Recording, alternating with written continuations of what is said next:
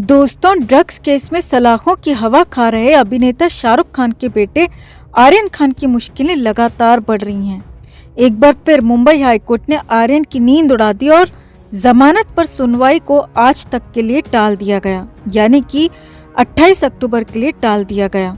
आर्यन को बचाने के लिए उतरे बड़े बड़े वकीलों की बड़ी बड़ी दलील भी काम नहीं आई और आर्यन को जमानत नहीं दिलवा पाई। आखिर कौन कौन से वकील आर्यन की दलील देने में कोर्ट में उतरे थे, आपको बताते हैं सब। आप भी वीडियो को लाइक और शेयर कर समीर वानखेड़े की हौसला अफजाई करें और बदनाम करने वालों के मुंह पर तमाचा जड़ें। तो आर्यन खान के दिन दूनी रात चुगनी मुसीबतें बढ़ रही हैं, क्योंकि एनसीबी ने आर्यन के खिलाफ ऐसे कठोर सबूत इकट्ठा कर लिए हैं कि उनकी काट बड़े से बड़ा वकील नहीं कर पा रहा है। इस केस में आर्यन की चैट ने अनन्या पांडे पर भी गाज गिरा दी है। अनन्या से 6 घंटे की पूछताछ में ड्रग्स केस को लेकर कई राज उजागर हुए हैं, जिसमें कई स्टार किड्स का नाम सामने आया है और एजेंसी जल्द ही इस ग्रुप से जुड़े और लोगों को भी पूछताछ के लिए बुला सकती है। वहीं अब जब आर्यन की जमानत की बात थी तो उस पर हाई कोर्ट में फिर खेल कर दिया गया है और फिर एक दिन के लिए जमानत पर सुनवाई टल गई। आर्यन की मन्नत में घर वापसी के लिए शाहरुख खान तमाम कोशिशें कर रहे हैं। उन्होंने बेटे के लिए बड़े से बड़े वकील को मैदान में उतार दिया है, लेकिन फिर भी उनकी दलील एनसीबी के आगे फीकी पड़ गई। पहले आर्यन खान का केस वरिष्ठ वकील सतीश मानशिंदे लड़ रहे थे। शाहरुख उम्मीद में थे कि जमानत मिल जाएगी, मगर वो नाकाम हो गए। फिर उतरे दिग्गज वकील अमित देसाई, जिन्होंने चर्चित हिट एंड रन केस में सलमान खान को बरी कराया था, लेकिन वो भी आर्यन खान को जमानत नहीं दिला पाए। और ऐसे में शाहरुख खान के बेटे आर्यन खान को जमानत दिलाने के लिए भारत सरकार के पूर्व अटॉर्नी जनरल मुकुल रोहतगी ने भी दलीलें पेश की। मुकुल रोहतगी इससे पहले गुजरात दंगों में राज्य सरकार की ओर से सुप्रीम कोर्ट में वकील रहे थे। इतना ही नहीं, शाहरुख खान ने अपने बेटे आर्यन को जमानत दिलवाने के लिए लॉ फर्म करंजवाला एंड कंपनी को भी उतार दिया है। इसके अलावा रूबी सिंह आहूजा और संदीप कपूर की टीम भी मुंबई हाई कोर्ट में अपने मुवक्किल आर्यन खान को जमानत दिलवाने की वकालत कर रहे हैं। वकीलों की इस फौज में आनंदिनी फर्नांडिस और रुस्तम मुल्ला जैसे बड़े नाम भी शामिल रहे, लेकिन एनसीबी के सबूतों को ये लोग भी नहीं नकार पाए और आखिर में फिर जमानत 28 अक्टूबर तक के लिए टल गई। शाहरुख खान को जिस बात का डर था वही हुआ और बेटे आर्यन की जमानत पर आज तक के लिए सुनवाई टाल दी गई और एक और रात आर्यन को सलाखों के पीछे काटनी पड़ी, जिसके बाद अगले दिन यानी आज आर्यन के वकील दलील देंगे और एनसीबी अपने सबूत पेश करेगी। अब देखना ये होगा कि क्या आर्यन खान को बेल मिलती है या दिवाली भी जेल में ही मनानी पड़ेगी। आपको क्या लगता है दोस्तों? कमेंट में आप भी अपनी बात, अपनी राय जरूर रखें और वीडियो को लाइक और शेयर कर अपना प्यार और सपोर्ट भी जरूर दिखाएं। दोस्तों, आर्यन खान केस में एनसीबी लगातार एक्शन पर एक्शन कर रही है और एनसीबी की पूरी कोशिश है कि आर्यन खान को फिर से जमानत ना मिल पाए और लंबे समय तक आर्यन जेल में ही रहे। अब हालांकि इस बीच एनसीबी ने जिस तरह प्रभाकर सेल को प्राइवेट पंच यानी कि प्राइवेट गवाह बनाया था, तो वही प्राइवेट गवाह पलट गया और उसने उल्टा एनसीबी पर ही आरोप लगा दिए कि करोड़ों की डीलिंग हो रही है। मगर एनसीबी ने इससे भी बड़ा मास्टर स्ट्रोक मार दिया और अनन्या पांडे को अपनी तरफ कर लिया। जी हाँ, आर्यन केस में ये सबसे बड़ी खबर है, सबसे बड़ा अपडेट बताने जा रहे हैं, क्योंकि अनन्या पांडे आर्यन खान के खिलाफ बोलने को तैयार हो गई है, सरकारी गवाह बनने को तैयार हो गई है। तो कैसे हुआ रातों रात ये चमत्कार? कैसे मजबूरी में मान गई अनन्या?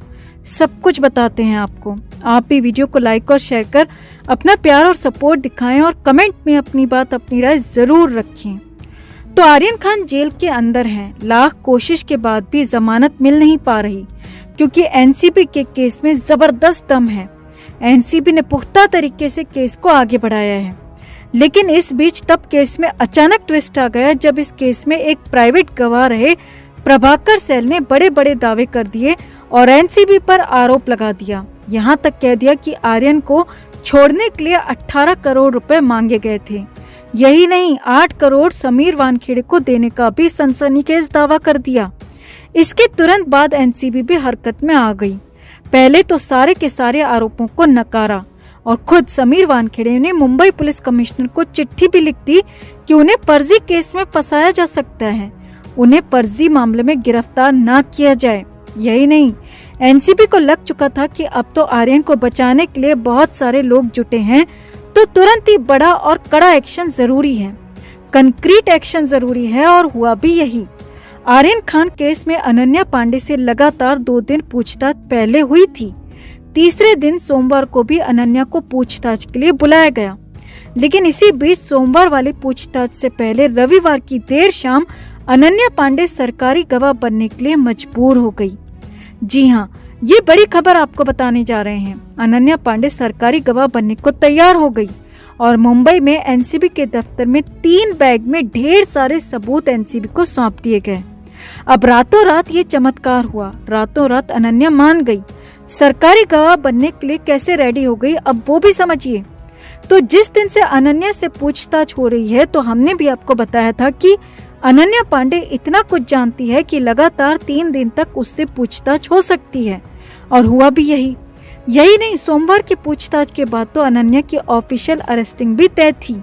अनन्या पांडे को गिरफ्तार किया जाना तय था और अनन्या पर भी वही चार्जेस लगते जो कि आर्यन खान पर लगे थे, और अनन्या को ये सब कुछ पहले ही बता दिया गया था। साथ ही साथ अनन्या पांडे को ये भी कहा गया कि अगर वो सब कुछ सच सच बताती है, सरकारी गवाह बनती है, तो फिर उसके साथ नरमी बरती जाएगी, उसे केस में ज्यादा दिक्कत नहीं होगी।